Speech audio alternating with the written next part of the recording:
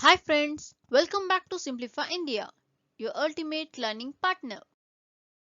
Today we are going to learn the problems on computation of taxable capital gains with exemptions. Before proceeding further, since this video is the part 7 of our series on capital gains and its taxation, so we recommend you people to watch part 1, part 2, part 3, part 4, part 5 and part 6 of the series for the better understanding of the concept. Let us proceed with problem number 1. Computation of taxable capital gains with exemptions. Let us compute the capital gains for the assessment year of Mrs. Vimla using the following information.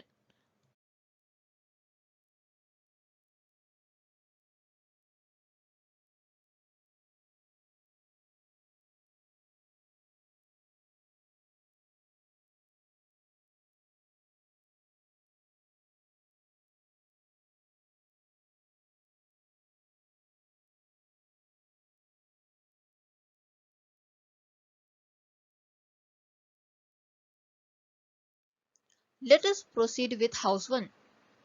The first and foremost step is to identify whether the given capital asset is a long-term capital asset or the short-term capital asset, because if the asset is been long-term capital asset, then we have to consider the indexation benefit.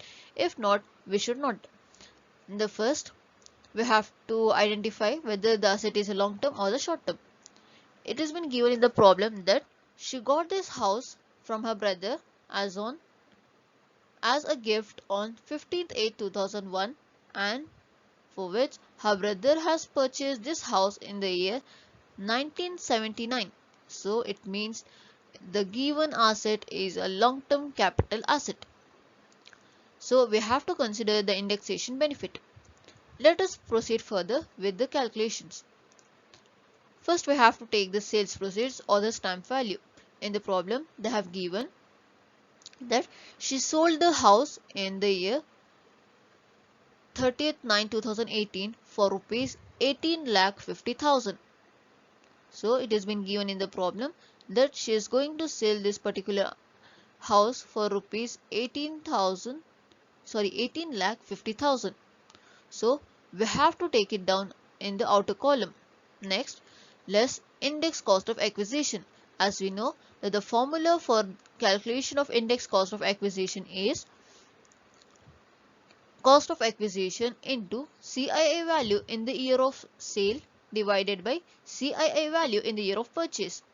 As we know that Mrs. Vimla has not incurred the money in purchase of this house, as this house is been gifted by her brother. So as we know from a previous problem that any of the asset held by an assessee, which is where the assessee has not incurred any of the cost for acquiring that particular asset, then the cost of acquisition will be the amount incurred by the previous owner of the asset. Here the previous owner of the asset is her brother. So he had purchased this house in the year 1979 for rupees 65,000. So now we have to note that the asset is been purchased before 1st April 2001. So we have to compare whether the actual cost of acquisition or the FMV value, whichever is higher. Here the FMV value is been given as rupees 70,000. Here we have to compare whether the cost of acquisition, that is rupees 65,000, is higher or the FMV value rupees 70,000 is higher.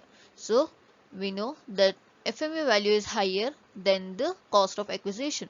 So we have to take rupees 70,000. Then the CII value in the year of sale. For the current year, the CII value is 289. We have to take it down. Then divided by CII value in the year of purchase. As the asset has been purchased before 1st April 2001, that is in the year 1979, it means for this particular asset the CII value will always be 100. So rupees 70,000 into 289 divided by 100, we will get rupees 2,02,300. Next, we have to take index cost of improvement. The formula to calculate the index cost of improvement is cost of improvement into CII value in the year of sale divided by CII value in the year of improvement made. So, we have to check it out whether Miss Vimla had done any renovation or any of the improvement to the particular house. Here it has been given that Vimla spent rupees 6,500 on its improvement on 10/9/2013. So take the amount rupees 6,500 into 289. We have taken amount 6,500 and the CII value for the current year is 289 divided by CII value in the year of improvement made. The improvement is been made in the year 10/9/2013. So the CII value for the year 2013-14 is 220. We have to take it down. So 6,500 into 289 divided by 220, we will get 8,538. Next, we have to check for the selling expenses. In the given problem, they have not mentioned anything about the selling expenses, so it is nil. Then add index cost of acquisition and the index cost of improvement and write it down in the outer column. And now deduct this total amount from the sales proceeds. We will get a long-term capital gain. As the amount is positive, it is a gain.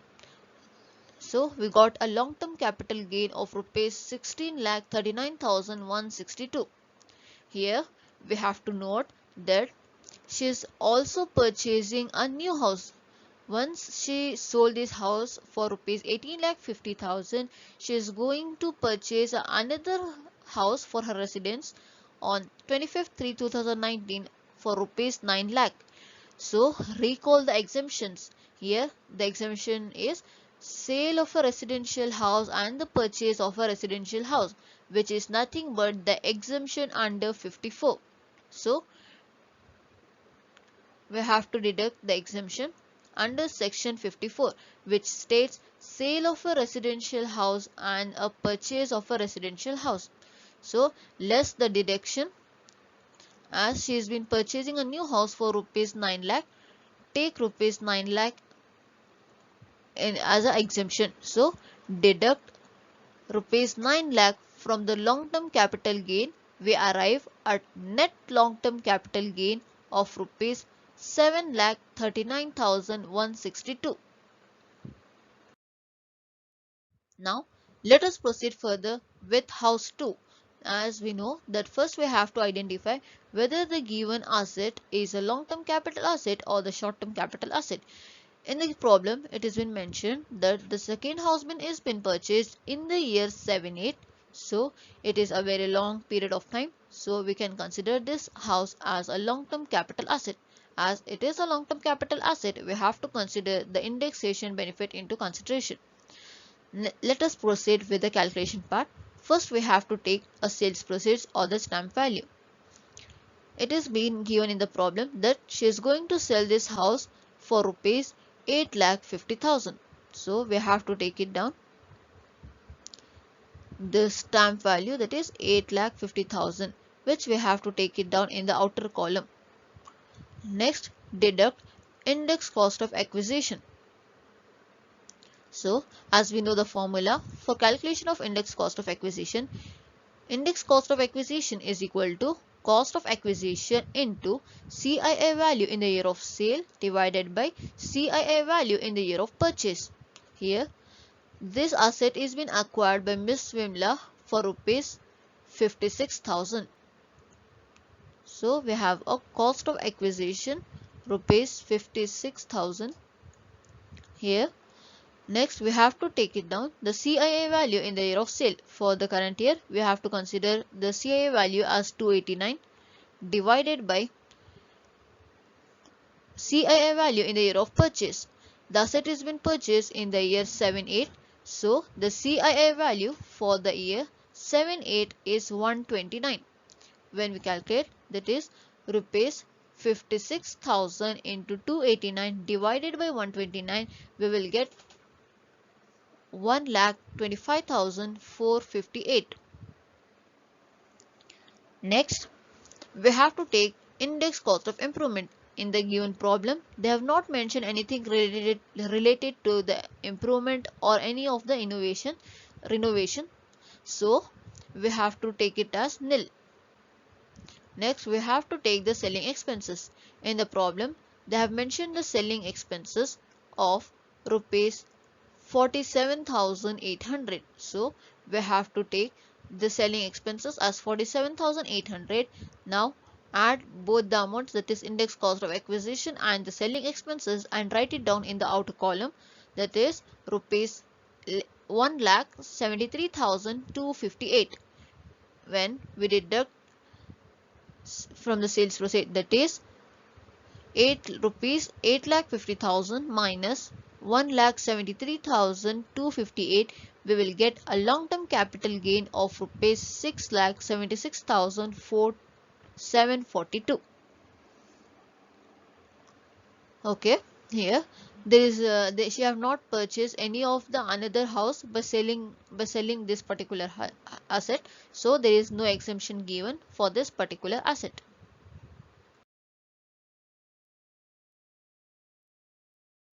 The next capital asset is jewelry. As the first step is to consider whether the given capital asset is a long-term capital asset or the short-term. We have to know in which year it has been purchased. It has been purchased in the year 2007-8, so it is a long time to the when we compare it to the current year. So it is a long-term capital asset, and we have to consider the indexation benefit. Let us proceed with the calculation part. First, we have to take the sales proceeds or the stamp value. Here they have given a sales proceed that she is going to sell this jewelry for rupees 8,50,000. So we have to take this rupees 8,50,000 in the outer column less index cost of acquisition, as we know the formula that index cost of acquisition is equal to cost of acquisition into CII value in the year of sale divided by CII value in the year of purchase. The cost of acquisition, the amount for which she had purchased a jewelry, is rupees 75,000. So the cost of acquisition is rupees 75,000, which we have to take it down here, 75,000 into CII value in the year of sale. So for the current year, the CII value is 289 divided by CII value in the year of purchase. For the year 7-8, as it is purchased in the year 7-8, for the year 2007 and 8, the CII value is 129. We have to take it down. So when we calculate 75,000 into 289 divided by 129, we will get rupees 1,68,023. Here next is index cost of improvement. Here in the question they have not mentioned anything regarding the improvement, and so we have to take it as nil. Next we have to take the selling expenses. Here in the question there is neither any information regarding the selling expenses, so it is nil. When we take the index cost of acquisition in the outer column, and we have to deduct from the sales proceed. When we deduct rupees 8,50,000, when we deduct from the stamp value rupees 8,50,000, that is rupees 8,50,000 minus rupees 1,68,023, we will get a long-term capital gain of rupees 6,81,977. Here, as there is no exemption for a jewelry, so this amount is been taken as a final amount, that is long-term capital gain. There is no exemption for the jewelry.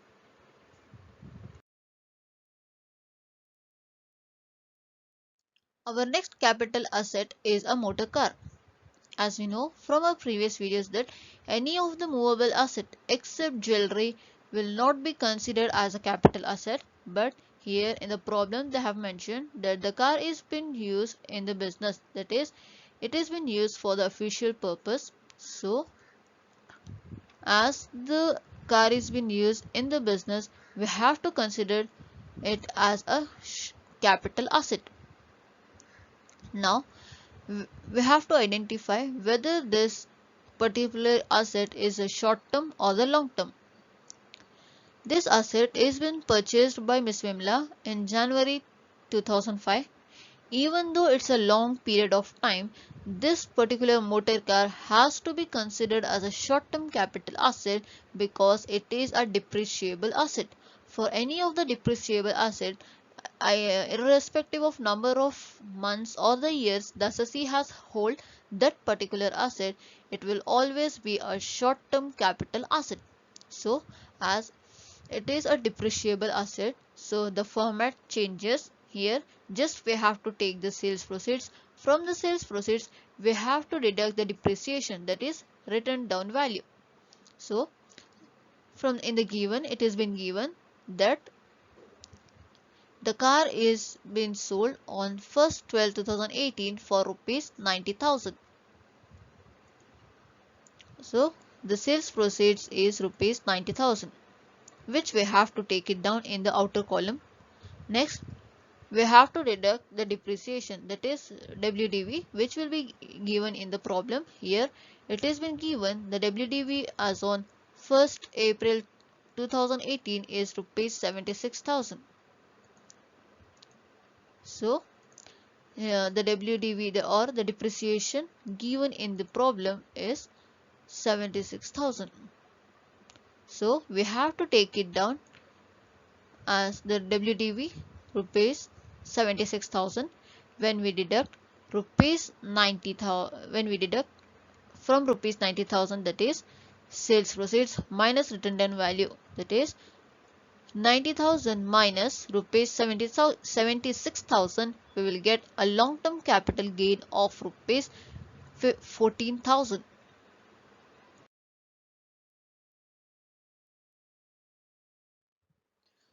Now we have a final step of this problem where we have to take the total of all the long term capital gains and the total of all the short term capital gains to know whether what is the amount of total long term capital gain and the short term capital gain did Miss Vimla gained.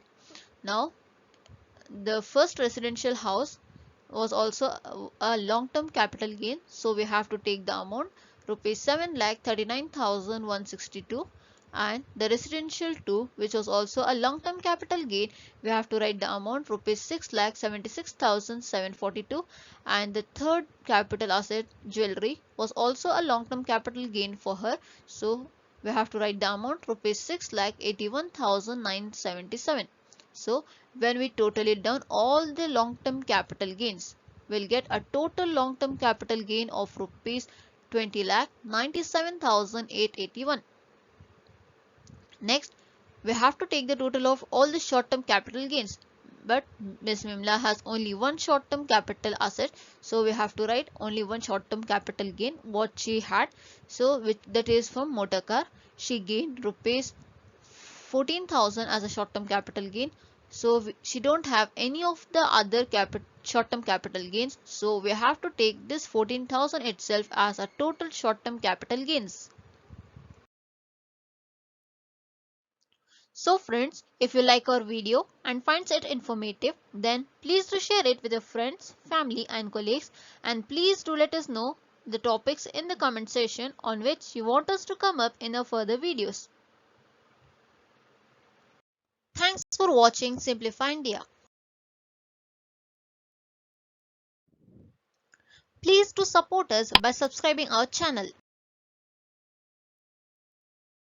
Simplify India.